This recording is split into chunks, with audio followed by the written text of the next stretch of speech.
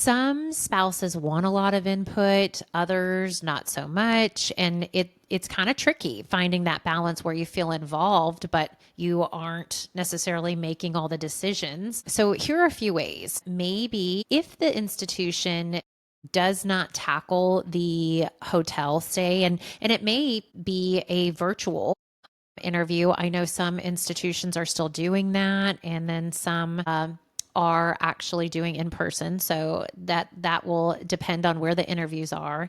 But sometimes they'll take care of the hotel for you, and then other times you're on your own. And I think, if I remember right, we were kind of on our own. So I kind of did a little bit of research, one for proximity and then two, of course, for budget because we were on a budget. So I basically was like, I found two hotels near the hotel. One is cheaper. This one has better reviews and it's within walking distance of the hospital. Which one do you prefer? Do you want me to go ahead and book these? So I was just trying to help, take that pressure off of him.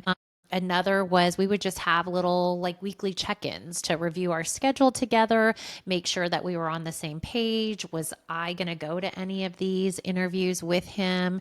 Make it like a fun little trip together where I could explore the city while he was in the middle of the interviews. Again, it really depends on whether it's in person or virtual. And then obviously know when to step back. So I didn't go on every interview with him, but sometimes they just need to decompress without talking about the interviews. And then sometimes I could tell when he was just really excited about a city, about a hospital, about a program. And then he would sit and chat all about it and compare the programs with me. And so I kind of just would gauge my involvement with kind of his energy level. And then I would just kind of mirror that. So a checklist may be helpful, especially, a checklist for you if you're going, and then a checklist for the person being the one involved in the interview. So interview outfits and maybe even backup. So depending on if you are traveling and checking a bag and your bag gets lost, you want to have backups and a carry-on. So that would be something that I would make sure to have.